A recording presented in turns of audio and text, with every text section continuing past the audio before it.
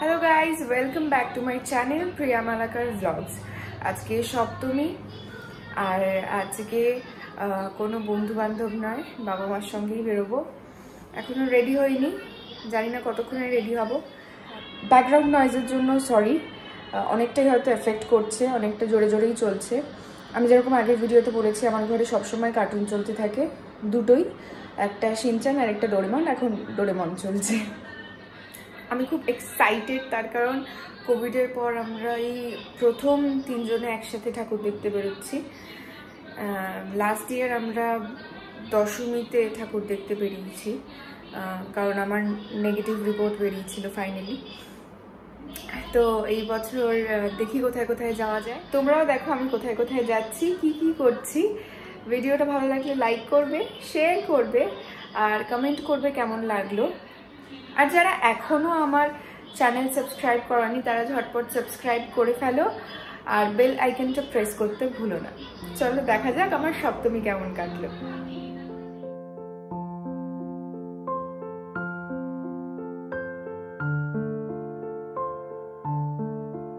প্রথমেই টালা পার্ক 15 পল্লী, ওদের থিম হচ্ছে 10-এর সৃষ্টি 1-এর প্রাপ্তি। 10-এর প্রাপ্তি অর্থাৎ এখানে বোঝানো হচ্ছে যে একমাত্র এই পুজোর সময় বিভিন্ন শ্রেণীর মানুষ একসঙ্গে কাজ করেন। আলোকশিল্পী, মণ্ডপ শিল্পী, প্রতিমা শিল্পী, তার সাথে আরও যারা রয়েছেন মিডিয়া স্পন্সর, এরকম অনেকেই কাজ করছে একসাথে। সেই 10-এর সৃষ্টি, যেটা সৃষ্টি হচ্ছে, যে থিমটা বা যেটা আমরা দেখছি, মণ্ডপ সজ্জা, আলোকসজ্জা, প্রতিমা, এই 10-এর পরিশ্রমের প্রাপ্তিটা হচ্ছে গিয়ে পুরস্কার।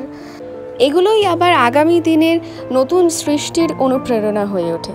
কনসেপ্টটা খুবই ভালো, তার সাথে মণ্ডপ সজ্জাও খুবই সুন্দর, তার সাথে প্রতিমাও খুবই সুন্দর।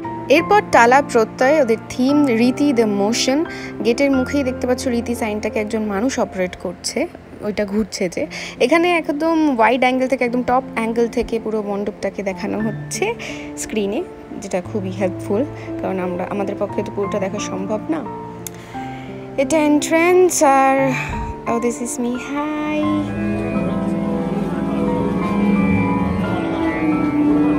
এটা একটা মুভিং প্যান্ডেল দেখানো হচ্ছে। ওখানে দেখতেই পাচ্ছ কয়জন রয়েছে যারা black T shirt, black pant পরে রয়েছে, তার কারণ অন্ধকারে যেহেতু ব্ল্যাক পরেছে তাই আর কি একটু চোখে ধরতে অসুবিধা হবে যে কোনো মানুষ ওটাকে অপারেট করছে। কিন্তু বেসিক্যালি এই যে এটা ঘুরলো, সবই কিন্তু মানুষের মাধ্যমে ঘুরছে। 43 ফুট মায়ের উচ্চতা, প্যান্ডেল ডেকোরেশন আর ব্যাকগ্রাউন্ড মিউজিক সব মিলিয়ে খুবই সুন্দর লাগলো। তবে হ্যাঁ, রাতের বেলা এলে হয়তো বেশি ভালো লাগতো। প্রত্যেকটা ডিটেলস খুবই সুন্দর। বেলগাছিয়া সাধারণ দুর্গোৎসব কমিটির কিন্তু মণ্ডপ সজ্জা আমার খুবই ভালো লেগেছে, তার কারণ পোড়ামাটির শিল্প এখানে দেখানো হচ্ছে। সব থেকে আমার ভালো লেগেছে কুয়ো তৈরি করার সময় যে রিংগুলো ইউজ করা হয় পোড়ামাটির, সেইগুলো দিয়ে সুন্দর সুন্দর থাম বা টাওয়ার, যা খুশি বলতে পারো, আরও অনেক পোড়ামাটির জিনিস ইউজ করা হয়েছে। উপরে পাওনা হচ্ছে গিয়ে এই যে উপরে ফড়িংগুলো উঠছে সেটা দেখা। দর্শনার্থীরা যে এরকম একটা সুন্দর দৃশ্য উপলব্ধি করতে পারবেন মনে হয় না কমিটি মেম্বাররা কেউ ভেবেছেন বলে। সামান্য কয়েকটা পোড়ামাটির জিনিসের মাধ্যমে এত সুন্দর একটা মণ্ডপ তৈরি করা যায়, এটা কখনো ভাবিনি। এরপর বাইপাসে উঠে গৌতমস বলে একটা ফাস্টফুড কর্নার রয়েছে, সেখানে আমরা লাঞ্চ করলাম। না, খাবার বেশ ভালোই ছিল। আমরা যে টেনশনে ছিলাম যে কীরকম হবে কি না হবে, কিন্তু ভালো ছিল। তো গৌতমসের দেখলাম 3টে কাউন্টার রয়েছে, একটা ননভেজ, আর এই যে গৌতমসের স্টাফ রয়েছে প্রচুর। তোমরা চাইলে এরকম গাড়িতে বসেও খাবার পেয়ে যেতে পারবে। উল্টোডাঙ্গার দিকে যেতে ডান হাতে পড়বে, আর রুবির দিকে যেতে বাঁ হাতে। এরপরে আরেকটা কাউন্টার হচ্ছে কি ভেজ, আর একটু এগিয়ে গেলেই পড়বে স্ন্যাক্স, টি, কফির একটা কাউন্টার। এই মণ্ডপটা বেশ ভালো, গাড়িতে যেতে যেতেই ঠাকুর দেখা হয়ে গেল, নামতেও হলো না।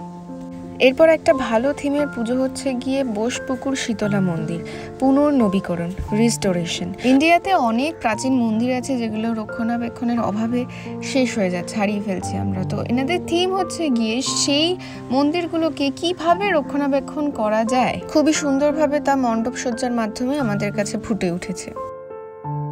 বোসপুকুর তাল বাগানের থিম হচ্ছে এবছর অবরুদ্ধ। এখানে বিভিন্ন ধর্মের প্রতীকগুলোকে রাখা হয়েছে, দেখানো হয়েছে।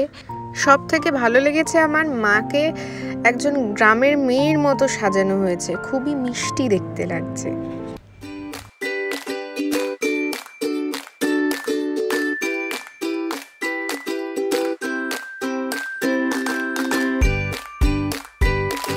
অনেক বড় ঠাকুরটা, আর একদম ওই পারে যাওয়া সম্ভব হয়নি, তার এখান থেকে যতটা কভার করা সম্ভব হয়েছে আমি করেছি।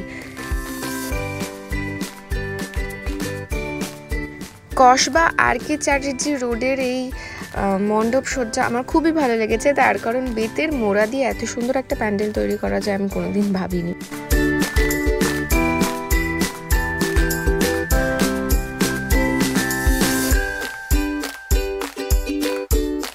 মণ্ডপটা অনেকটা লম্বা, আমার কভার করা সম্ভব হচ্ছে না একেবারে, তো হাফ হাফ করেই ওই জন্য দেখাচ্ছি।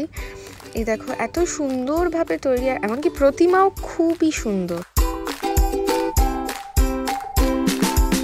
একডালিয়া এভারগ্রিন নিয়ে আলাদা করে কিচ্ছু বলার নেই, সবার প্রাণের পুজো এটা একটা।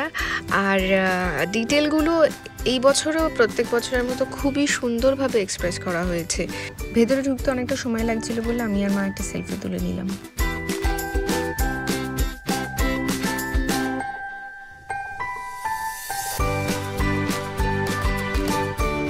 এরপর আর এনার্জি পেলাম না, এতটাই সময় চলে গেল একডালিয়া এভারগ্রিনের ঠাকুর দেখতে গিয়ে। তো আমরা গাড়ি যেখানে রেখেছি সেখানে ফিরছিলাম। এমন সুন্দর একটা কনসেপ্টের প্যান্ডেল দেখে আমরা দাঁড়িয়ে গেলাম, আর আমি টুক করে ভিডিও শুরু করে ফেললাম। এখানে কোন কোন জায়গার কি কি মিষ্টি নাম করা সেগুলো সামনে সাজানো রয়েছে। বর্ধমানের মিহিদানা, শক্তিগড়ের ল্যাংচা, আরও অনেক কিছু। মণ্ডপটা রসগোল্লার হাড়ি, আর ওপরে প্রচুর রসগোল্লা দেখানো হচ্ছে, আর বাংলার রসগোল্লা লেখা রয়েছে। আহা, এই বছর নো পার্কিং, নো এন্ট্রি এসব হয়ে যাওয়ার জন্য বাবা আর কি গাড়িতেই ছিল, এই জন্য তো মন খারাপ ছিলই। তার উপর সুরুচির সঙ্গে ঢুকতে গিয়ে দেখি এত লাইন, দুপারেই পুরো মানুষ